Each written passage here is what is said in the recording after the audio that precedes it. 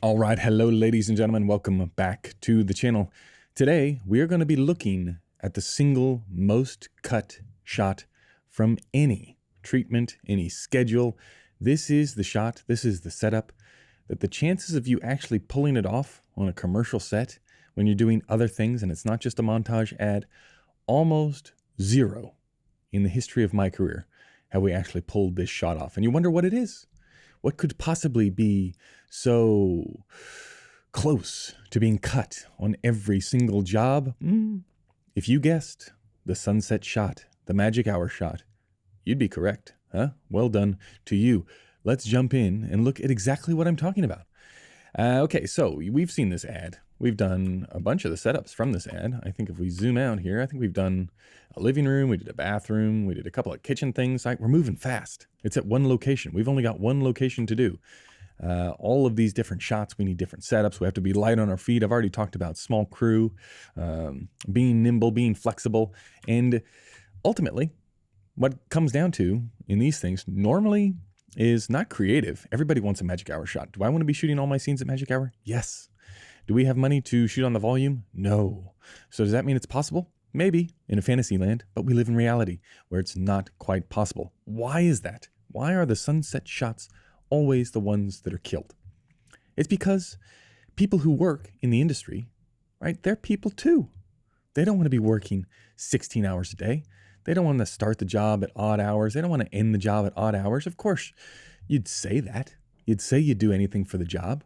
But when push comes to shove, 99% of the time, these sunset shots get absolutely killed. Why? Because they're in an awkward time during the day. What are you going to get everybody in at magic hour, which means, well, like pre-dawn magic hour? You got to get everybody there early, which means you got to get production design there early, which means everybody has to rehearse in the dark. We got to set up in the dark. It's a nightmare. Now, if you want the shot, it's not a nightmare. Usually when you get these shots, it's a much smaller crew. You're on a travel job, so you don't have lives to attend to anyway. Maybe that's the case. What about the other side? Sunset. Sunset, okay, we got to keep everybody around. Now we got to pack in the dark. It's going to slow things down. Maybe we go into overtime. 9 times out of 10, it's a schedule issue. It's like, it would be nice to get things at magic hour, but if it's not magic hour, can we make it look like magic hour? If you have not been asked that as a cinematographer, get ready. Right? You just haven't worked long enough in the industry. Someone will ask you, what's the earliest that we can get this magic hour look? And that's what we're going to be talking about today. Okay, so here's our reference, right? We've got sort of dimly lit skies. We've got some festoons in the background here, fairy lights, and then we've got our girl, right? She's going to get offered a glass of vino. She's going to say no, right? She likes the harder stuff. And then we've got this two-shot of a couple as they are looking straight down the barrel of the lens. Remember now, we've done quite a few of these straight down the barrel shots, but this is it. Not a terribly complex scenario. In fact, pretty much the easiest thing in the world is one shot looking one way. Now, we're going to talk to the directors, and hopefully on the Tech Scout, we're going to say, hey, this shot and this background, can we also use that for this other shot? Because then we only have to set up one time.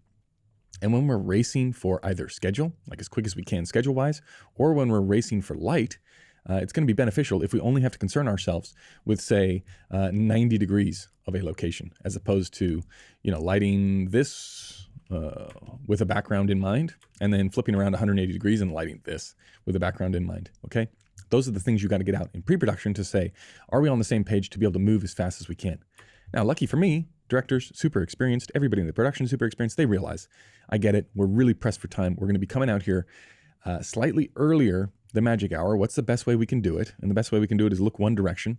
And when I say, how can we make it look more like magic hour? Well, think about it. What do we really want, even from this image? We want like a down sky, and then we want some soft light for the key, right? You're not going to have like really hard sun in this scenario. We want to be able to have down ambient, which ambient we can control. Really, it's the shape of the sun, like the light and the level of the shadows. That part is harder to manipulate. In something like this size, slightly easier, right? Because we can really control around her. And if that's our shot size, which on this job it has proven that the references are very close to what we're actually going for, well, then that's going to be slightly easier. But really what we want is darkness in the frame somewhere, right? We need darkness, okay? Now let's fast forward to our actual location. This is probably the easiest one to look through. Okay, so we're facing due west here. And what we were trying to do, there's lots and lots of trees behind this lady. If you pan left, there's no trees, and it's just a really hot, bright sky. So really, we could make this time after, I don't know, say 3 o'clock. If the sun sets now in Western Australia at, say, 7 o'clock, from 3 o'clock, there's no front shadows on these trees. Now that essentially means as long as we don't have harsh light on top of her head, we can pull this way down in the grade. And in fact, we can set the level on set on the day way down, like pull it way, way, way down, because we either want the sun out of the frame on top of the trees, so we get dark trees to camera, or we want the sun below. There's a little hill here. We want the sun below the hill, and then we'll play. I mean, this level will still be the exact same if the sun is higher or lower. It's just going to be this area. Like, can we not get hit by the sun?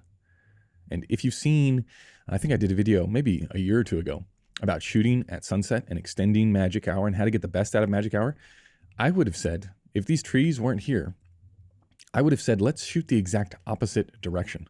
All right, we want to be shooting into the darker, softer sky, which is the opposite of the side that the sun is setting on. The sun sets, you're like, just imagine that the sun is here in the shot, where you're going to have the brightest part of the sky all the way around this thing. And yes, it's going to be backlit, but backlit in soft light for magic hour doesn't really make a difference. What we want is ambient control and the ability to shape our key over the ambient. So what I mean is this part of the image, we want to have that over the ambient, which is really easy to do if the levels are quite low in the sky, and easier to do if you're pointing the opposite direction. And you can, in fact, get significantly more time out of your magic hour if you do that. Or, don't believe me, go out there and try it for yourself, and you'll see, wait a second, if I look at the backlit sun for magic hour as it sinks below the horizon, I'm constantly changing my exposure, my ratios, because that sun and the sky around it is getting so hot. This case, it doesn't actually matter. What mattered for the schedule was, could we make it work at 3 o'clock? Yeah. Is it better? Like, is it better the lower the sun gets in the sky? Even better if it goes underneath. So for our purposes here, we were able to wait until it was underneath. Okay, so it's underneath the hill. It's not set in terms of the sun being set. I forget what time this was, maybe 5 o'clock or something. And actually, that's not true. I think we tried to wait for it to set. But what we did was the sun was above the frame line, and right here, like right where the camera is standing. In fact, there's a big flag in front of the camera because that is where the sun, like the shadow of the trees, ends. And then the plan was, okay, well, we can move really fast if we don't have to light this thing. Like if we just use bounces, that's even better for us. So we put some neg all the way down this side, like right next to the camera. Neg, neg, neg, neg, neg. I think it was 3 4x4 floppies, right? We're just easier to manage the floppies than something bigger. And here, the idea was, well, if we put her right on the edge of the shade, we're not going to get that harsh backlight. It's going to be a softer backlight, which sells magic hour. But also we can use all of the bounce from the sun up here into here and back. Like that would be our bounce. That was the idea. Unfortunately for us, didn't play out that way. What we ended up doing is because the shadow was moving so quickly, like we just realized, everybody always agrees when you're on the tech scout, like, can we move fast through this scene?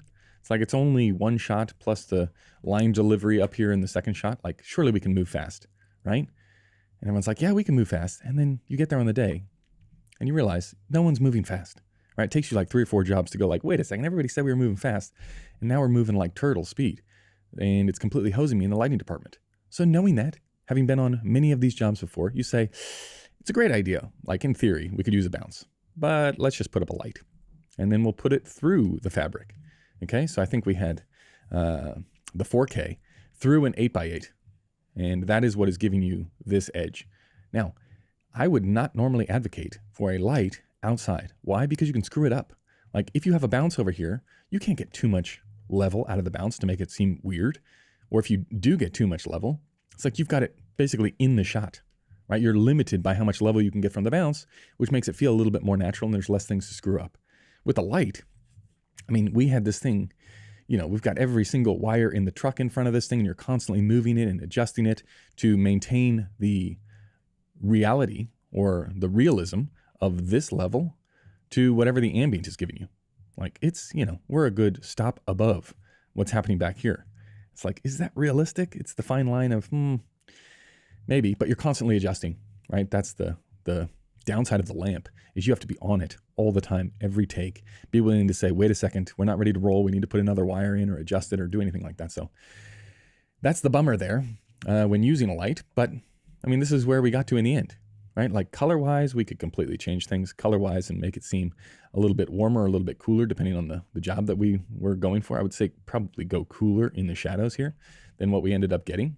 But this is like, she is in. We have, by positioning them and putting the camera here, it's like we didn't have to put the camera here. We could have put the camera 10 feet back, but we put the camera here so we get this lady in the shade. And getting her in the shade is the real decision. It's like the binary decision that leads to the taste that ultimately ends up in the final product. It's like, do we want to put this lady in the shade or not?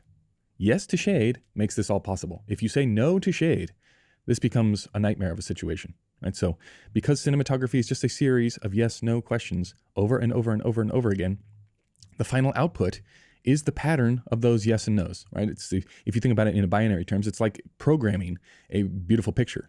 Programming a picture that matches your aesthetic that you're going for is just a case of zeros and ones. Do we put her in the sun? No. Do we put her in the shade? Yes. Do we put neg in? Yes. Why? To create the contrast. Do we put a lamp in or do we put bounce in? Let's put a lamp in. Why? Because it's going to take 3 hours to film this scene. Not really. It's going to take 45 minutes instead of 15. And after the first 15 minutes, that shadow is going to be so far creeped across the camera that the bounce won't give us enough level. And then it's like, we're going to have to pull out the lamp. And then if we have to pull out the lamp while we're mid-shoot, then everybody all of a sudden starts blaming you because you're taking forever. When in fact, it was everyone else that took forever because you said, can we get it done in 15 minutes? Everybody said yes. Now, because you thought that they were actually telling the truth, you didn't bring out the lamp. You thought the bounce was going to do it. Now the bounce doesn't do it because we're running late. Now we have to pull out the lamp, which takes 15 minutes to set the whole thing up and set up the new grid and set up the new frame and all that kind of stuff. Or you could just do that at the beginning. Up to you. That's our look. I don't think there's anything else special here. This was the exact same thing, except now you can feel this is, I think we did this shot first and then we did this one. Number one, you can feel the level in the sky drop, but you can also feel we've pulled out way more level from that 4K, right? As in we're pumping more level out here relative to the background. You see how dark it is in the background versus how this one feels a little bit more balanced and realistic. This one feels a little bit less realistic, especially because the color change in the lamp looks a little bit warmer than everything else. But not rocket science, but would this have been better at actual magic hour? Well, given the location with these big dark trees in the background, probably not, right? I'd say the one thing that would have been cooler is maybe just instead of running the fairy lights across the frame, which is what we did here, like we could have run them a little bit more across the frame at an angle to get more of those lights. I mean, they do show up, but they end up looking like the out of focus elements of the sky.